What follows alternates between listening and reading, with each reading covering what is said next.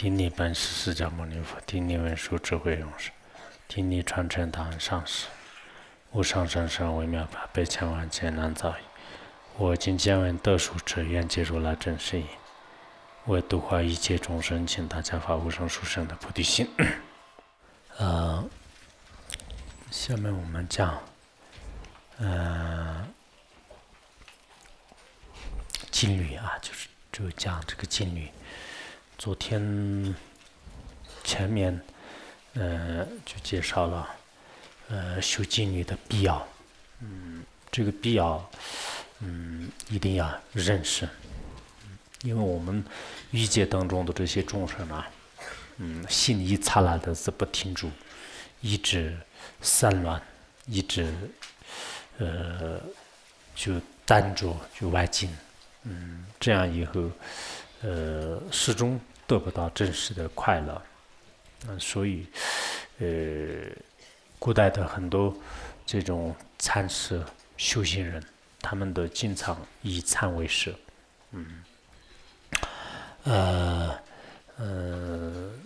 同时我们昨天所讲的一样，就是修禅定的人，就经常对自己的心情也相当好，还有对这个身体啊，就不容易生病，还有容易这个开智慧，记忆力也相当强，有许许多多的世间和出世间的功德啊，不修禅定，就整天的寻找一些这个饮食啊、名声啊、财物啊，那这种人呢，佛陀在佛经里面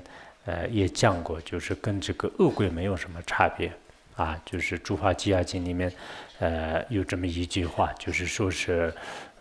若不参修，在为因求因事啊，就为因求因事，当知如是人啊，就是当知如是人，则同诸恶鬼，说不求这个参修的人，整天的是忙忙碌碌的，为了温饱而这个奔波的那种人呢，表面上看来是人，但实际上呢，跟这个恶鬼没有什么差别，跟这个空有恶鬼，或者说是跟这个世间的这个恶鬼呢，就是没有差别的。所以这是佛陀的这个金刚语。我们实践当中呢，就像以前的藏地有许许多多的住在这个森林当中、山洞里面、岩石间，还有呢，在一些这个雪山就是闭关，就是长达10几年、20几年，那这样的人也是就比比皆是。在这个汉传佛教当中呢，尤其是禅宗的这一派的话呢，的确也有许许多多的这个禅师啊，一生当中在这个寂静的地方，还有很多的这个修行人呢，也是以禅为师的，相当多的。但现在我们可能完全就是像他们那样做到的话呢，就也许是有一定的困难。但是呢，我想那个白天、晚上也好，应该就是处一些时间呢，比如说早上起来的时候呢，稍微那个就是处一点空出的时间，就是参啊，就是修行心静下来，清理自己的分别垃圾。然后晚上这个临睡之前的话，或者说是这个到了这个下午啊，就是有时间的时候呢，就定期或者不定期的，至少也是半个小时啊，或者就是10到20分钟啊，这样也可以。你可以这个参。有些人说是我参很累，就不好修。其实如果你参特别就是累，就是不好修不动的话呢，我想念咒语应该没有什么困难的啊，你念观音心咒，念文殊心咒，你金刚萨埵心咒，阿弥陀佛心咒，那这些心咒功德这么大，就是心静下来，就是好好的，念咒语啊，念咒语的话，那就是这也是非常好的。现在我们学院也是一般下午这个固定的时间当中，在这个闭关闭关的话，大多数的人修的还是蛮不错的，应该说是相当好的。我也就是通过不同途径了解了一下，很多人都是确实在这个基本上利用这个时间当中，就是自己不散乱，就是除了几个别发心人以外，就是这样的。但有些人的话呢，就是参也是就是不会参，然后在外面呢就是一直这个往往在这个就秀参，就是在那个时候呢，就是要么剃帅，要么卖东西啊，要么在这个转什么这个佛塔，就是等等等，就是其实在那个时候呢，还是观修很重要啊，就这是我们就是大家固定的时间当中，大家一定要就是心不散乱，就即使你实在是不愿意这个修行的话呢，就是也最好不要这个扰乱别人啊，就别人还是就是时间很珍贵的，要这个修行啊，所以在座的这个学院的自宗导友也好，还那个我们这个城市里面的各位这个佛友的话呢，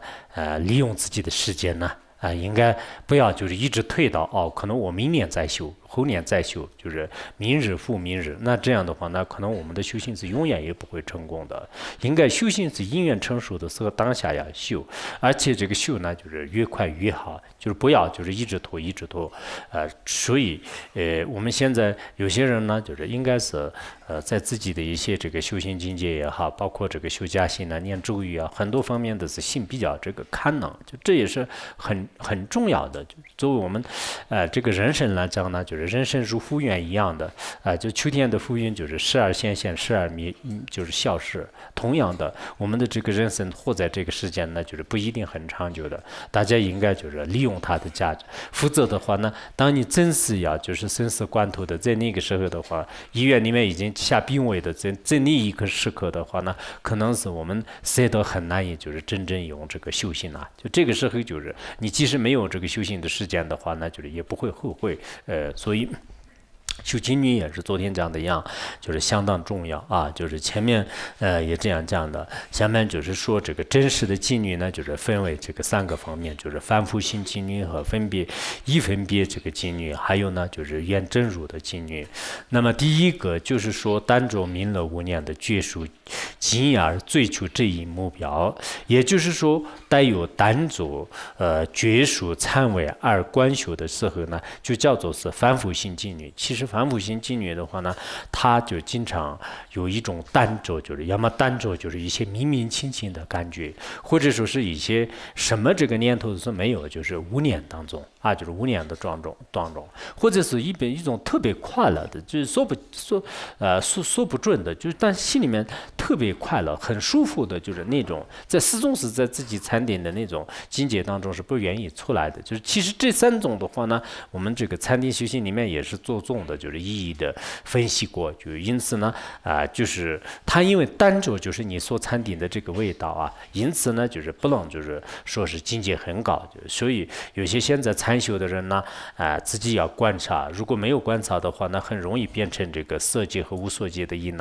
色界和无色界的因。所以在大圆满这个心性修习大彻书和还有那个很多这个上师心地的教言呢，就我们相关密宗的书里面也讲了很多，还有这个相关的这个瑜伽师地论就是包括一些这个菩萨地论等等，就是这些相关这个显宗资料当中的话，也说了，就是真正的这个出世间的禅和世间的禅之间有一定的差别。因此你现在的这个禅修呢，到底是什么？就是现在有个别的一些寺院里面，就是也有这个禅修的，就是包括就禅堂里面，就是这个就是有一些这个也有不同的这个修法。但是在这个时候，你一定要明白，就是就端出这个轮回的根本的这个禅呢，就是我们在实践当中也一定要这个修持就这个叫做是凡夫性的妓女，就是因为我们凡夫人呢，就经常单着一个禅位，就是这个修持，要么是密，要么裸，要么这个无念，就是这样的状态。然后第二个是一分别的这种这个妓女，那么她呢，就是虽然远离了刚才前面的弥勒无念的这个觉数和执着，没有真正的这个享受禅味，却单着就是空性对峙就空性对峙本身的观修，就是在那个时候呢，相当于是我们这个空无边际这个所讲的一样的，一切万法都是空的就是什么都没有，迷也没有，乐也没有，无念也没有，全是空荡荡的、空悠悠的这样的一种状态当中呢，就是经常安住，这个叫做是一分别禅修。但这个是对于初学者来讲呢，还是比较这个重要的。我们无始以来的很多众生呢，单着这个万生万物是这个实有的，万生万物是就是存在的这样的一种制作当中，就是永远就是已经这个就扭转过来的。然后现在呢，就是我们把这些有的东西呢，就是马上用通过另一种这个空性的制作来对峙，就是所以呢，仁波切在定解宝当里面也是说了，对于这个初学者来讲的话呢，它是这个唯一的就是无妙的一个道啊，就是这个空性呢，就是谁都不敢说是要他舍弃啊，就是这是不能这个舍弃的。因此说呢，这样的这种这个对峙呢，对初学者来是可以的，但是这样的空的执着呢，是不是就是对究竟的呢？还是不是啊？就也不是。为什么呢？因为就像我们中观根本会论里面所讲的一样的，其实对这个空性的执着的话呢，就是它是不可救药的一种这个也是一种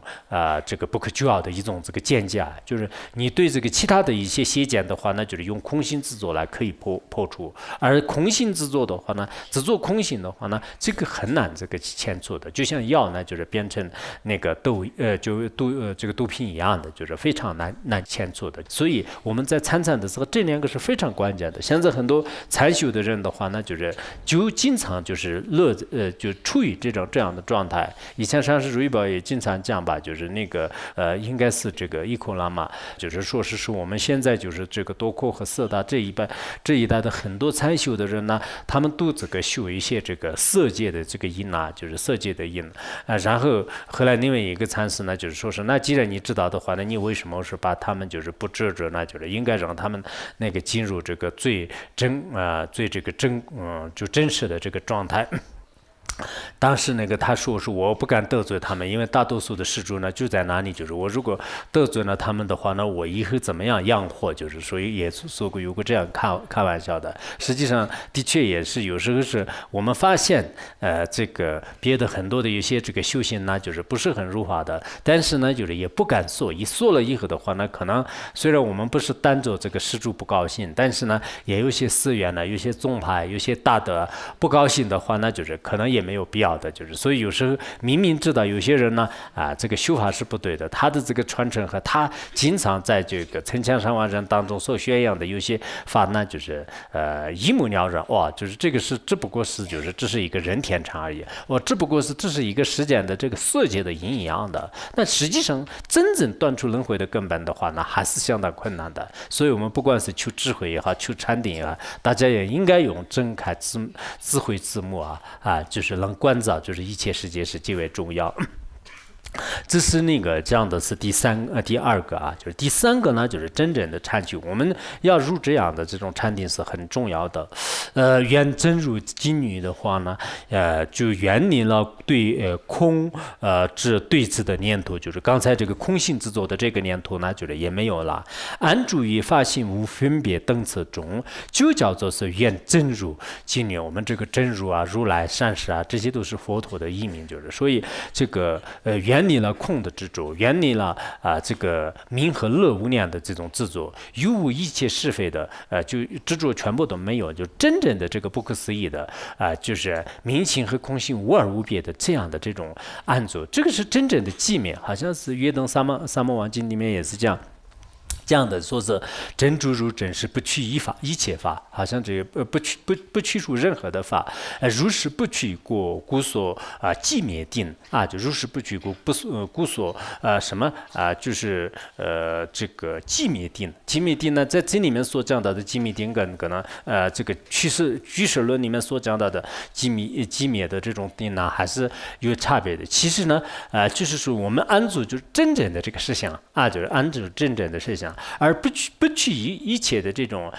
这个能取所取也好，或者是一切这个有我的这个对境呢就是就如是而安住，如是而明了，如是而显现的这样的境界呢，就是真实的这个寂灭定就是寂灭定就是这样的。这个是我们在这个禅修的过程当中，就像摩诃仁波切在其他的有些窍诀里面也讲过，就是我们凡夫地呢，就是完全能入于这样的这个原理细论的寂灭定是有一定的困难，但是我们理论上已经知道的话呢，先就是端出有的边，然后端出无的边，然后呢就是有无二边呢，就是只不过是分别链的制作而已。实际上这也是不合理的。慢慢就是可以这个进入啊，就是就是远离一切相的就是光明理解的这样的一种这个境界当中啊，就这也是可以的。在参修的一切十分身体的要诀，也就是说呢，就是叫这个毗卢七法座啊，就是身体的要诀毗卢七法座，就这个很重要。我们这个现在任何一个参修的话呢，毗卢七法座是就是很重要，这是以前我们讲什么那个讲这个谦信啊，就是讲什么这个谦信包括那个谦信别忘录里面呢，就是也毗卢七法的这个观修方法，当时还有那个就是派这个坐气啊，派坐气，就是这些方法都讲的很这个细致的。希望我们平时修的时候呢，就是一定要这个毗卢七法，毗卢七法就是应该大家都会，就是要首先这个教呢要这个就是这个金刚加辅座，就是不能光是大盘脚。大盘脚的话呢，其实身体的这个所有的这种这种怎么说啊，就是整个这个动作呢，就是不能就是到位的，就是一定要就是刚开始这个加辅座的时候还是就是交通啊，就是有一些难受啊，就是也有这样的，但是呢，慢慢就是会习惯了以后，就是什么都会好。然后呢，就是两手就是应该要这个蹬印啊，然后脊椎呢就是要这个挺直啊，就是要端着然后脖子稍微就是往前那个倾斜这个双目呢就是支持这个臂尖然后还有这个两肩吧，就是稍微这个张开还有这个色图呢就是地上这个上颚啊，就是地上上颚。其实这样的这个观修的话呢，这是诸佛菩萨在相关的这个显宗密宗的经论当中都是这样讲的。这样讲的以后的话呢，我们这个身体的要点就是非常重要所以平时我们不管是除了就是比如说密法的一些大圆满的不共修法，还有一些其他的那种这个修法以外的话呢，七法对，原来好像那个千行里面有个注解。毗卢七法那个，我在想，不仅是我们这个佛教里面的这些修法，就包括现在的一些禅定，像那个印度的这个瑜伽啊，就是印度的瑜伽是很兴盛的，就是现在这个在印度、在尼泊尔、在美国、在这个中国，还有就各个地方，其实这个印度的瑜伽呢，就是原来都是我们就是经常讲的这个 yoga， 就是 yoga 的修法，就是 yoga 就是瑜伽的意思，这种，但是大多数的这个修法，尤其是他静坐的时候呢，就是他的这个姿势啊，就是大多数都是这个毗卢基法，就是我们知道释迦牟尼佛这个苦行也好，释迦牟尼佛的任何的这种最高的境界呢，就是也是以这毗卢基法的这种做事而这个圆满的啊，就是做事而圆满的。因此呢，我们那个自己在这个禅修啊，就尤其是排气啊，就其实排气和这样的这种修法，对很多人的这个身体来讲，我们不说来世的这个解脱就是现在的就是通过这个禅修啊，就是现在实践人说是瑜伽来这个修啊，就是在这个修瑜伽，就是这是在印度和在听说这个在印度的话呢，就是稍微有钱的这个家家户户都在这个管瑜伽的，尤其是大领导啊，就是一些都是没有一个不修瑜伽的，就是因为确实我都是认识一些知识分子，就是他们说他们就是在修这个禅修的过程当中呢，就是通过这样的这个派坐气啊，然后做毗卢七法，然后经常就是参禅啊，这样以后的话呢，就是身体就是明显的有种这个轻松感，自己的这种病痛啊，好多都是这个希奇般的这个消失啊，就这个对身体来讲是非常的这个有必要的，就是所以有时候我们的这个不管是这个所谓的外道也好，内道也好，但这个可能我们也不能说外道都是不好的，就是我们只有内道，就这种这个说法是不合理的。就很多的这个所谓的这个外道也好，所谓的其他宗教的话呢，其实有很多的一些这个窍诀啊，包括我们现在的一些太极拳呐，就是这些的话呢，我原来看过专门的一些太极的一些这个术啊，就是其实里面有很多的对这个人体与这个自然相结合的，就是有一些修法，就是其实中国的现在太极拳在尼泊尔和在印度，就是他们是非常这个多的人在这个修啊，就是而且修了以后，就是有很多人的这个感觉啊，就是特别这个受胜，就是原来我们读书的时候天天都是练太极拳，就是那个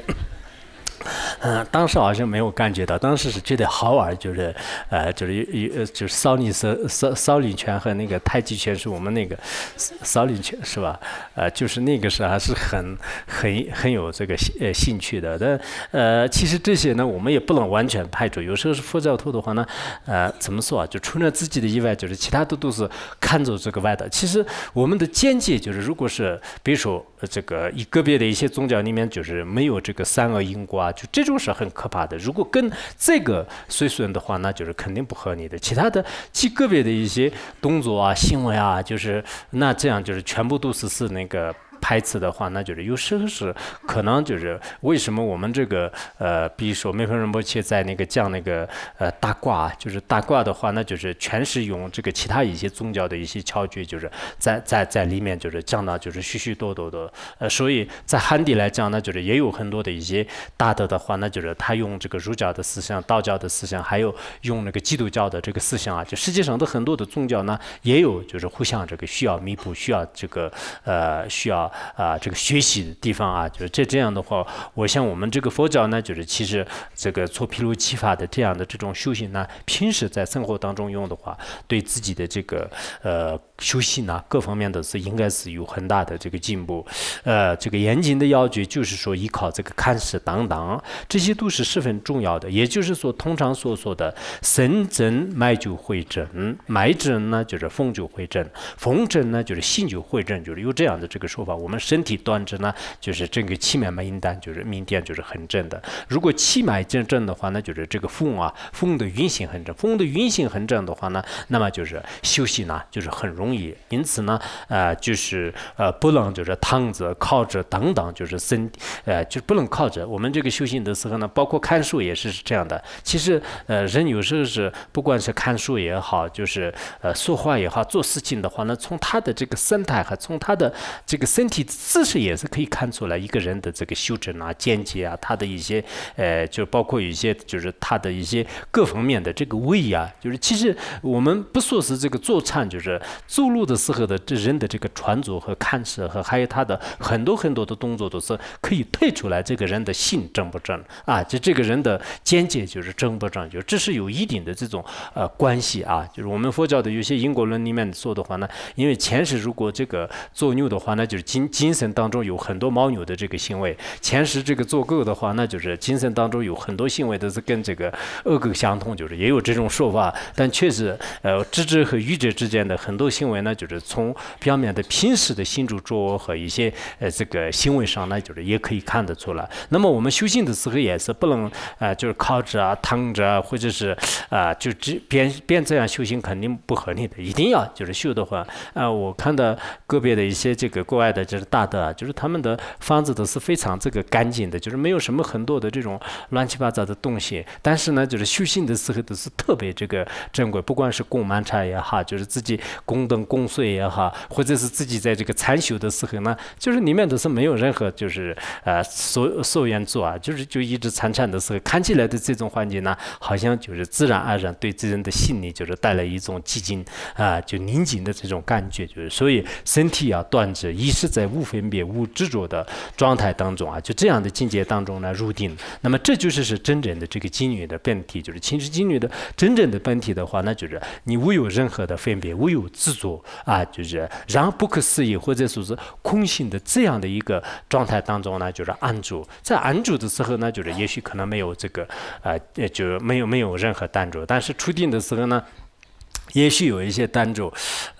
以前那个萨拉哈巴吧，萨拉哈巴的这个故事里面也有这样的。萨拉哈巴当时那个去那个监狱，就是然后到那个森林里面，15岁的这个婢女就是到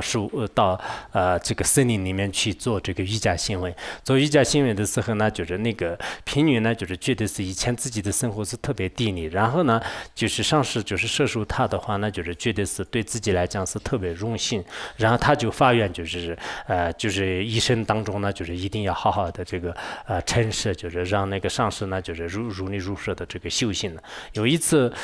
这个要正在这个修行的时候呢，就是萨拉哈巴就是告诉这个他说我要像那个吃什么这个萝卜酱啊，就要用这个萝卜酱，要吃饭的时候就是咖喱萝卜酱然后呢，他刚好就是这个萝卜酱就是配好的时候呢，就是这个萨拉哈巴尊者已经入定了，入定呢就是然后一直这个长达12年，就是没有出来。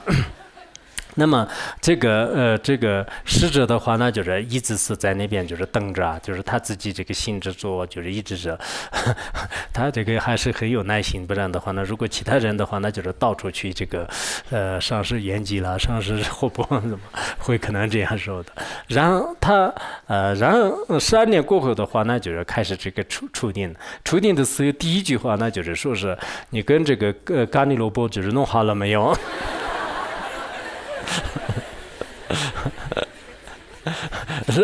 然后那个监女呢，就是说是要这个真实的这个禅定呢，就是什么这个有啊、无啊、乐啊、就不乐啊，就是所有的这个相状都是没有的。你这样的这种参禅呢，就是到底是什么？就是一直刚开始入定的时候也是向着这个罗布讲，然后最后出定的时候呢，12年还没有忘的。现在这个罗布期间已经过了，就是根本没有这个罗布讲了。原来你入定的时候就是有罗布，现在罗布期间的已经过了，就是没有这个事儿。在这一句话呢，就是那个萨拉哈巴就是有了很大的这个提醒的作用，就是从此呢，他就再次的这个修更深的这个入定的境界，然后呢，就是超越就是超越就是一般的这个熏死的这种境遇，就是也有这样的说法，所以。真正的金女呢，就是应该离开一切相。下面就讲了，已经讲完了我们的这个金女多。其实金女多跟这个智慧多啊，就是或者是我们前面的这个无度和智慧多呢，就是应该是这个相互相成的。有些人呢就只要有智慧就可以了，就是其他的这个世俗的这些质量啊，就是都没有的可以。这种说法是不合理的。就萨拉哈巴的有些窍诀里面也说了，就是离开了这个智慧的这个方便呢，就是并不是真的，离开了智慧，离开了方便的智慧不是真的，离开了这个智慧的方便也不是真的，就是这两者都是就是不合理的，就两者都缺一不可的，可以这么说。所以我们现在这个修行的过程当中呢，就是有些人可能只重视一些那个就是比如说空性啊，就是智慧方面的，而对这个世俗的激烈质量啊、布施啊、刺激啊、安忍啊、精进啊，这些都是就是忽略，就是其实这是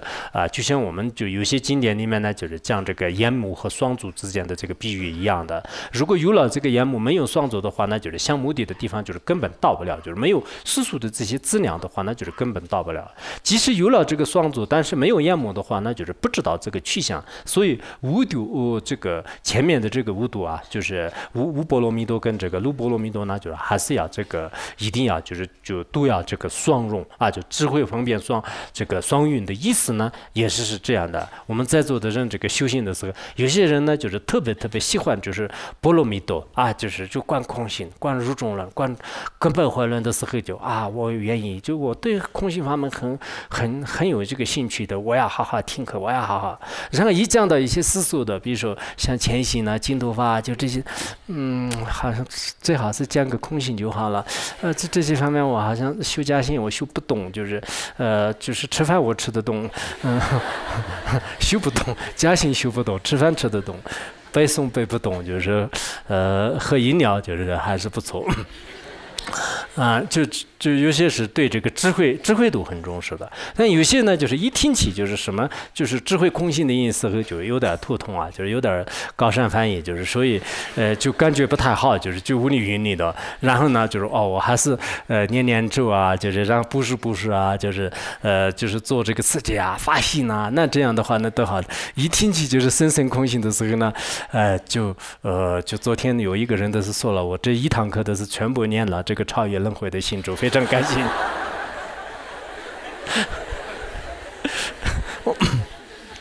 所以就开始念那个超越轮回的心咒。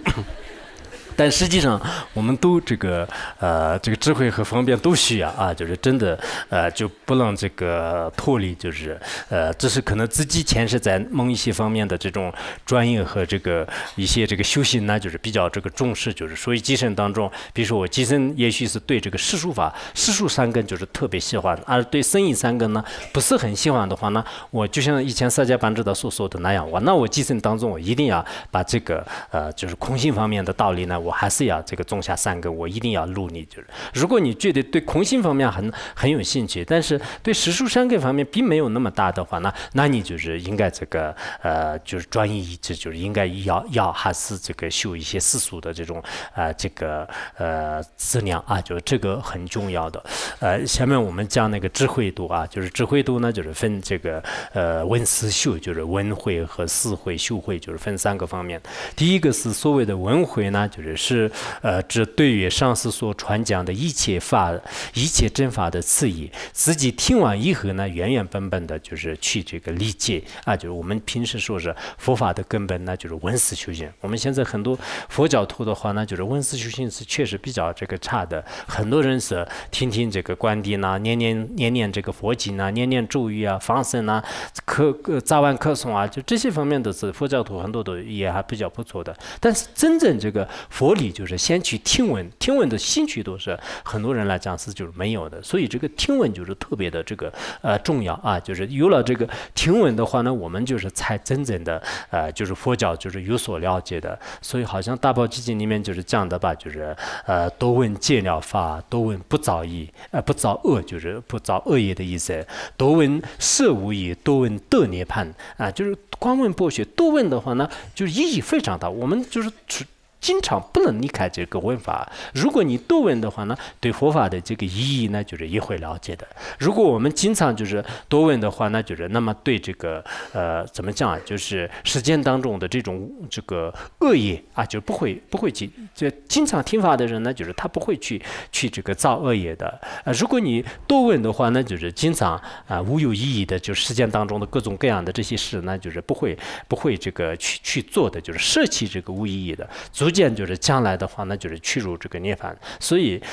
就是我们还是很这个强调，就是闻思，在闻思的基础上呢，就是这个思维和这个修行啊，就这是很重要。就是刚开始一点听闻都没有，就是直接去这个修行啊，直接去思维的话，那就是还不成的。我们实践的一个知识的话呢，就是先应该在老师面前就是听啊。你看我们现在这个从实践的这个问的话，那就是我觉得是从这个小学幼儿园到这个6年级毕业啊，就是这个之前的将近8年的时间当中，一直问法就是问分实践法，然后从这个就是从那个然后什么这个中学、高中、大学里面如果读研究生、读博士生的话，其实全部是问法，就是只不过是问的实践法而已，就是天天都是老师在那边讲，就是你在下面听，就是那这不是问法吗？所以作为一个实践的一些学问的话，那就是需要20多年的这个就是听闻知识啊，听闻知识。那佛教呢，就是更是一个深奥的。因此，如果我们没有，我们有些个别的人听了那个就是一部论点以后的话呢，就是这个消失了啊。后来就是找这个人哪里去了啊？这个人去闭关去了啊？到哪里去闭关啊？就是到某某地方去。他为什么去闭关？哦，他说了，因为他已经听闻不错，听闻法已经不错了，已经听了一部论点，就是所以到几经地方该修行了。对，这种人比较多啊。现在人只是还算是可以的，就是有些一部论点都是不听，就是直接去闭关的。其实真正的这个听闻呢，就是不能有演奏的。佛陀在《华严经》里面也讲了，就是一切诸法专家精进啊，就精勤吧，就是日以听说，无有演奏。就是我特别这个喜欢这种寄诵啊，就是说这个日以听说，无有演奏，就是日夜都是只是听说，就是不要有什么这个厌烦性啊。我们有一些听了这个1年2年以后的话呢，就根本就是找不到了。就是其实我们众生真的很可怜，有时候看到这个好像在任何一个上师那里，或者说是在不同的上师那里，就是听闻10到20几年、30几年的这种人是非常这个罕见的。其实当然跟自己的福报也有一定的关系，但是呢，我们这个真正《华严经》里面讲的一样的，就是悉法、爱法、顺法，就是应该对这个佛教呢，就是有一种这个酷爱的这种心啊，要有这样的这个心。佛陀在因地的时候是为了一个寄送啊，就是让这个舍弃自己的这种宝贵的身体性命啊，这个去听说的。我们现在呢，就是不需要就是付出，就是听说这样的这种法呢，就是大家都是看看，就是觉得是有什么样的这个认识，就是这个很重要。这是这样的这个听闻，下面就是这样的这个思维啊，就是对这个思维，那么思索之事，对于上师所讲的一切法也不是仅仅是限于表面上听听、表面上了解，而是在自相续当中，通过反反复复的这个琢磨啊、研究啊，还有这个观察、思维啊，就是等等来这个加以抉择。不懂的地方呢，就是请教别人，不应该以这个似懂啊，就似是而非、似懂非懂就满足了，而是要升起真正的这个定解。要定解的话，必须要做到将来自己居住在任何的一个山洞啊，就是深山独自修行的时候，关于修行的要点方面呢，就是不需要请教别人，完全都是由独立自主和这个彻底断除疑惑的这样的把握啊，就这个是这个修所智慧，就是思索智慧。其实思索智慧的话呢，我们这个所闻的这些意义呢，就是反反复复的通过辩论也可以，研讨也可以，考试也可以，再三的就是自己也去这个思维啊，就是思维，在思维的过程当中呢，就是要这个互相这个怎么说啊，就是互相这个探讨啊，就是互相这个探讨，就是这个很重要。以前那个华严一茶就是有一种那个是哪一个写的，说是那个思索成慧，名为大慧，就是思索的智慧呢，其实是就是名为大慧，以你生死得决定故，以你生死得决定故。它其实在这里我们藏传佛教所讲的一样的，所谓的这个思索智慧的话呢，就是实际上是个大智慧。为什么大智慧呢？它是通过就是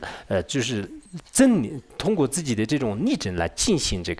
什么呢？就进行这个观察，进行这个思维就进行思维。那这是长期的这个思维，最后呢就是反反复复。比如说我前一段时间遇到我们这个学院的一个法师就是他是10几年以来就是每天都是辩论，就是书上的这个书上的这种伤疤的话呢，就是一直没有好过说的，就是每天都是就这样辩就是辩当时这个整个书上的这书上的那个伤疤的话呢，一直没有好过，就是那每天都是这样这种辩。可是我们有些人呢，我都看我们这里讲考班的有一部分人的是还是可以一直经常在，有一部分的话呢，我上半年就是下半年就按那个按要求那个自愿吧，就是自愿参加。但是在这个过程当中，有些人呢就是没有这个耐心的，有些人确实是可能就讲考的时候特别费劲，就实在没办法，就是没有办法跟上。但有一些人是应该是没有问题的，就是自己的这种信的力量就是没办法的。我现在身体也不好，心也不好，就是所以说慢慢的只有退下来，没办法，可不可以请你老人家给我请个假？我现在好好的观一观，想一想，我不知道是到底该怎么做，所以我可不可以退下来？退下来的也是可以，我不要说是讲考班里面，是那个整个这个我们这个人类的群体当中想退下来，就是也是自由的。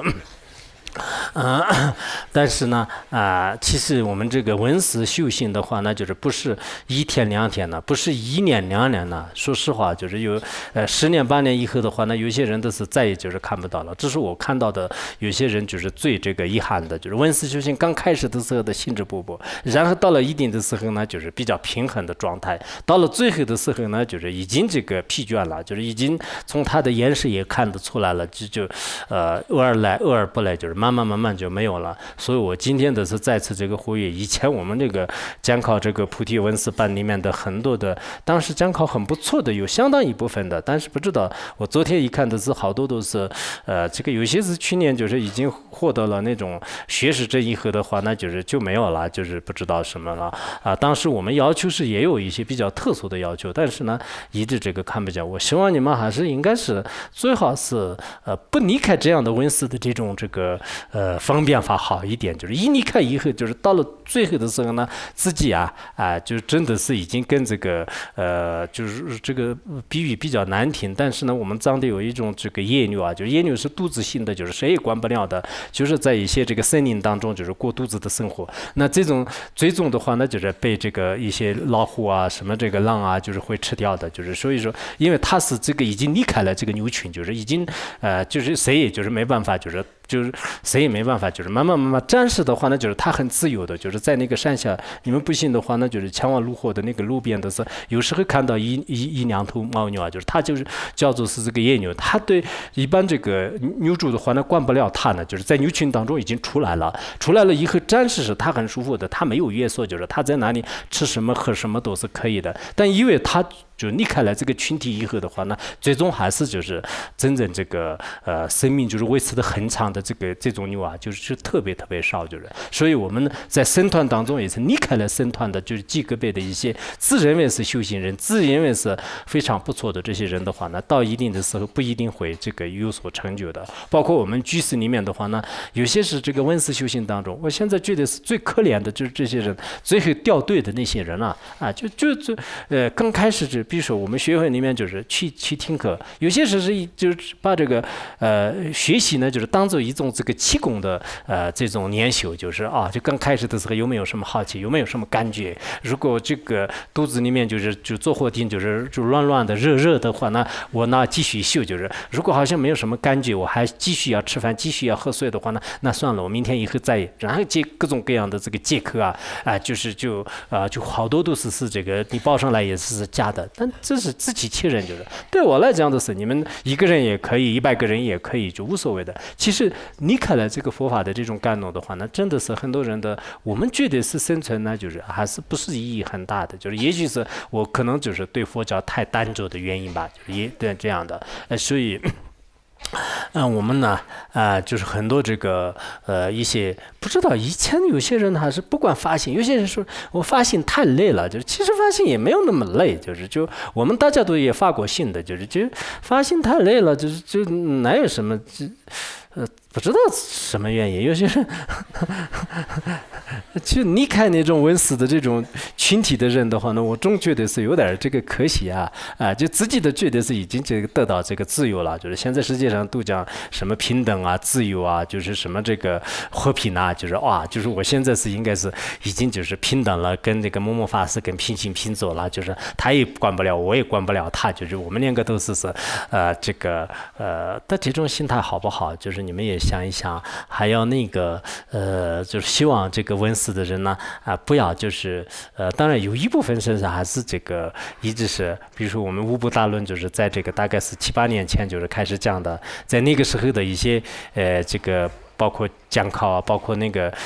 就讨论的人呢，就是现在还是有兴趣的，就是一直在就是经常看得到。但有些人呢，就后来就慢慢就不见了就然后我就一直打听呢，就是一直到处都这个寻找，就是听说这个人在哪里就一直问。那问的过程当中，有些是已经这个找到了他的这个就是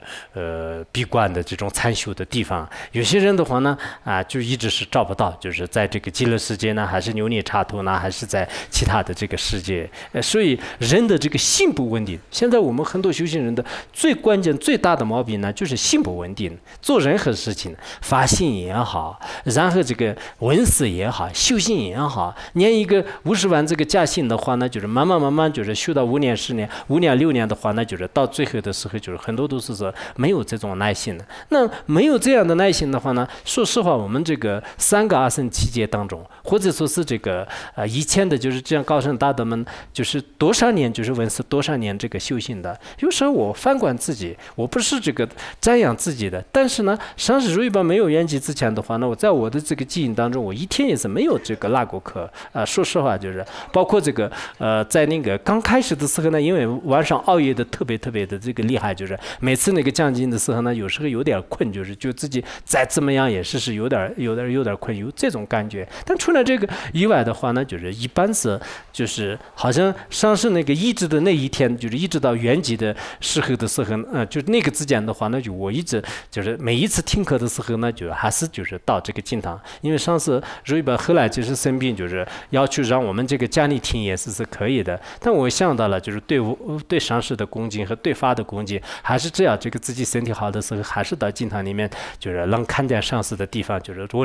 我这一辈子遇到这个法师很不容易的，就是一直是在家里也是一天都是没有听过，就是我自己这个行为当中来想的话呢，不知道现在的很多人的，当然这个我们的是不能也跟那个上师如意宝像那个这样的这个比真正的大成就之后，有些修行人来的话，但是可能身边的人就是永远都是这样，这个或者是10到20年这样也经常听说的也可以，但是也许是有的，但我们就是发觉到，就是记个别人的一些行为的话呢，可能是心不稳定，心不稳定的话，那就什么作为都是没有的。说实话，就是不管城市里面的人还是山上修行的人，就是每天都是变来变去的话呢，这个。文思修行是可能是就是不能成功的。下面讲那个修行啊，就是修。所谓的这个修慧呢，也就是说，真正了知法义义和，通过实地修行，而在相续当中对实相质疑升起真实悟道的觉悟啊，就悟道的真我，彻底升起了定界，解脱了什么呢？就是这个是非的一些妄啊，就是是非的这些这个缠妄，之后呢，就是显现这个真实的本来面目，就这个是修行的。修行的话呢，通过你所闻的和所了知的法呢，就是实地去修行。最后呢，相续当中就真正的有一些真我的这种感觉。那这种真我呢，就是不是一种假真我，就是完全升起一种这个等级，断除一切的这种疑惑啊、是非的一些这个妄，真正是通达了心的本性，通达了一切事项，就这叫做是修行。就是我们修行的目标就是这样的。其实这样的这种修行呢，就光是理论上还是不行的，学术研究是就摸不到的啊，就摸不到的，一定要实地去这个自己要去品尝，就是它的味道。好像那个佛陀在那一个经里面，就是有一部经里面呢就是讲到了，就是比如说有一个人呢，就是他就是吃到了这个水果，有一个人呢，就是他没有。怎么说啊？就是有一个人呢，就是没有这个尝到水果的时候呢，就是他知道的这个人的这种语言跟另外一个人呢，就根本没办法沟通。就是为什么呢？一个人是没有尝到过。那么我们学术的这种研究呢，跟那个实体的修持呢，就是也是完全是这样的就万法无常也好，就是一切法，我们还是用实体修持，就是很重要的。也就是说，一开始的是依靠文法思维断除正义，文法和这个思维来断除正义。随后呢，在进行实修的过程当中，对于五种外境的一切显现观为无入实有的空色幻化八月来这个了知就是我们先这个闻思以后呢，首先对外境就是一切万法呢，就是生意当中是空性的，世俗当中呢，就是如梦如幻如这个阳眼，就是幻化八月来就是了知。那幻化八月是什么样呢？这一切本来的是无有，而在迷乱现象面前呢，就是确实无其显现的，如同是这个梦境的现象一样，就是这个三有事，什么三有犹如梦，就是佛经里面也是这样讲的吧，就是三有细有梦，有因缘缘起聚合而突然显现呢，就像是这个幻术就是因缘缘起具足的时候呢，一切都是这个显现的，一切诸行如幻，就是也是这个佛经里面讲的吧，不是大智度论里面讲的吧，本来无有而显现为有，犹如这个光阴就是犹如光阴这个色相就一切色相犹如光阴就是怎么说就本来的是没有的，但是显现是有的，就像光阴一样的，真在显现之时，不可能只是有的，犹如阳眼。阳眼，我们就讲那个虚幻究极的时候都解释过，里里外外均不存在的现象呢，犹如这个空谷声就是犹如空谷声，好像是在《约等三摩经》当中也是讲的吧，就是说是这个如人在山谷什么这个各窟言小声就是这各窟言小声这个闻声不可得诸法亦复然就闻声不可得诸法亦复然，其实这个教证也是这个很好的，我们就是万事万物的这个法呢，就是其实空谷生就是没有什么差别。人在山谷里面的时候呢，一会儿哭啊，一会儿笑啊，一会儿唱歌啊，等等等等。但是呢，实际上就是这是就反馈的一种这个声音，就是除了这个以外呢，就是这个声音是得不到的。我们现在当下的就是所有的这个万事万物的话呢，其实跟这个一模一样的，没有任何差别。就如果你通到了这样一个道理的话的，其实实践的就是很多的这种法呢，就是非常容易明了。所以我们有时候啊，就是想到了这个佛陀的，不说什么84000法门，就是哪怕是佛陀的一句话呢，就是如果你真正是这个相续当中能这个接受的话呢，一方面就是撤回轮回的这个种子啊，就撤回轮回的种子；另一方面呢，让你这个真正那个就是得到这个解脱啊的光明。无有能以所也，犹如熏香尘；现而无自性，犹如印象啊，就现而无自性，犹如印象。知之观察，知之观察什么？诸世间法譬如经中现印象，就是也是在那个夫子合集经里面也是这样讲的吧？就是知之这个观一切世间诸法的时候呢，就像是镜子里面显现的这种玩法一样，就是没有这个实有的意思。就是这么讲的，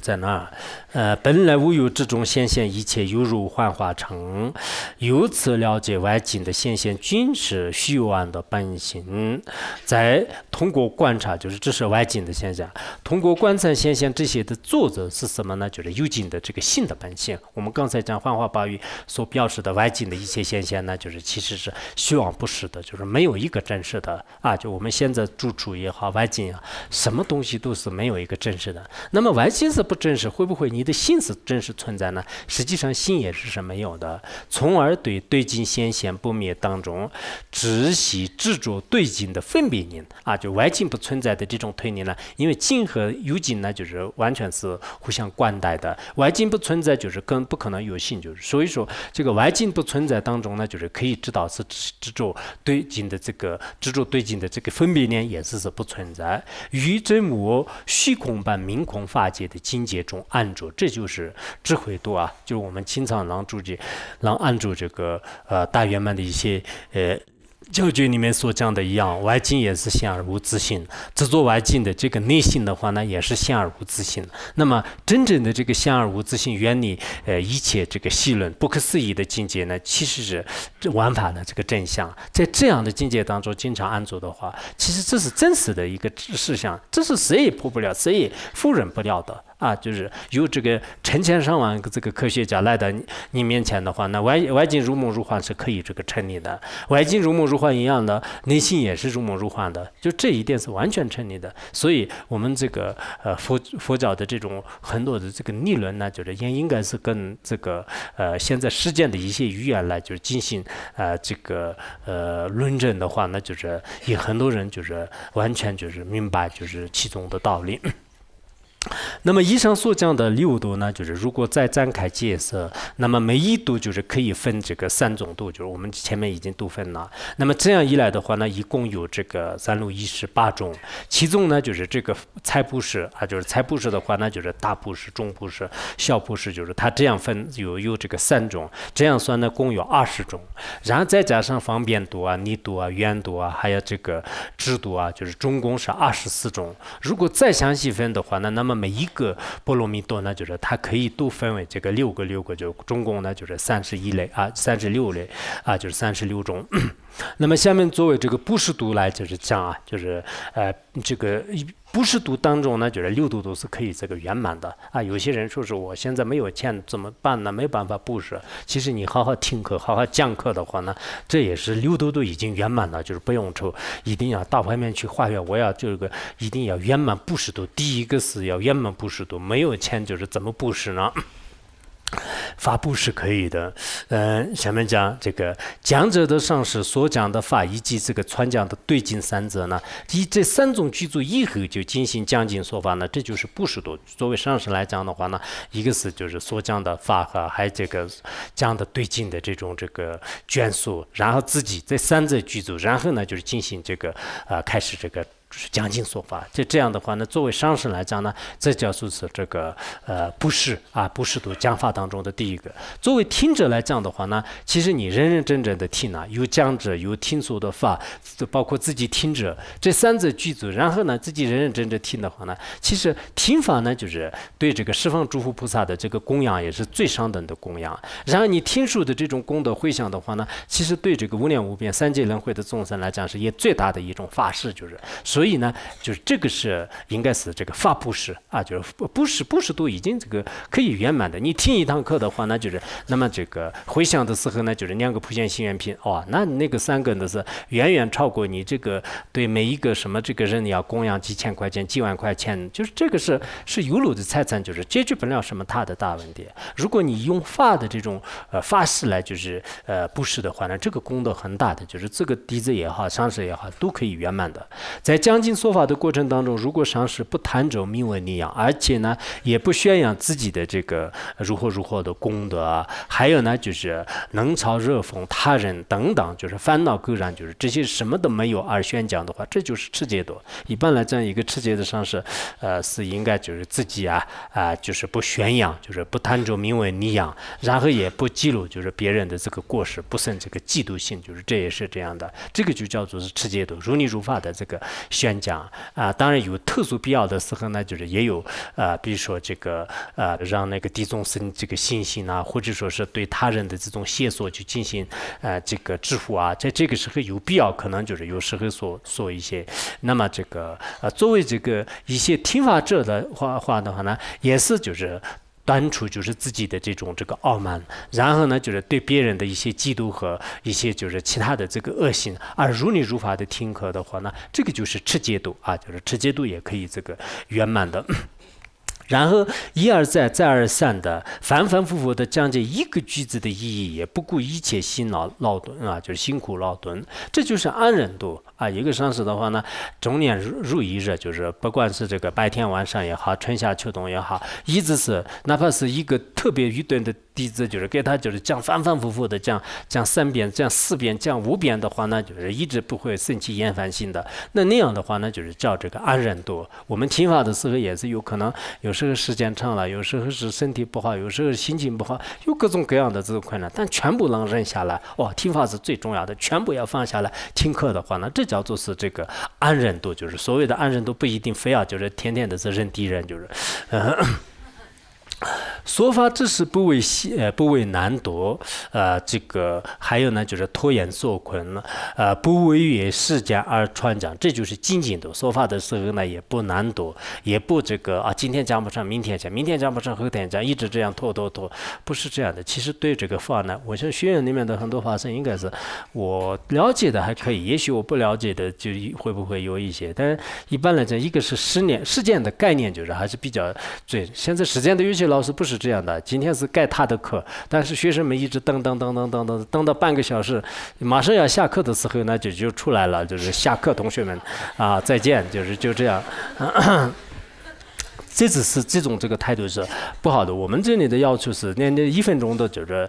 不要这个迟到，就是一般来讲法师不知道，就是应该说是没有特殊的这个情况的话呢，就不会的。然后作为这个听法者呢，就是也是要认真的对待，就是没有必要就是迟到早退啊，就是还是大家一定要把它就看得很重，这就叫做是精进度啊，就是从行为当中可以看得出来。心专注在所讲的此以上，心不外散，无有错妙，不增不减的传讲，这就是纪律度啊。在传讲的过程当中呢，就是心不这个外散，就是专心致志的，然后就是不折不扣的，就是不增不减的要全讲，就是自己实在不会讲的话呢，就没办法的，就只要能讲的呢，就是一直这样认真的讲，这就是纪律度。这般进行传讲的时候，以3轮无分别的智慧色泽，这就是智慧度啊。就是智慧度的话呢，那么就是在这个传讲的过程当中的话呢，就是如果以3轮提供的这种真悟的境界的话，当然是很好的。如果没有的话呢，就是也不要把这个听一堂课讲一堂课呢，就是特别执着啊，我可能很了不起，我今今天讲了一堂课，然后作为听众的话呢，我很了不起，我今天听了一堂课，所以把它当做一个特别实有的东西啊，这不合理的。因为实践当中的任何三根也好，任何事情的话呢，其实我们刚才所讲的一样的，在世俗当中来讲是这个如梦如幻的，就是没有这个实质的。在生意当中的话呢，我们都是以无我的这个智慧来设测，无我的智慧。在这样的话呢，我们对这样的这个善根呢，就是不会有特别大的这种担着啊。当然，你有真正的三轮体空的境界，用它来设作。如果没有的话呢，就是也不能把它就是以一些非你的这个作业啊，或者是不如法的作业来这个设置，应该就是把它像作是一个特别就是不是的一种如梦如幻的这种这种想法来就是设置啊，就是这就是那个智慧度啊，就是智慧度。显而易见，在法布施当中已经完整的具足了六度。讲到这里吧，好吧。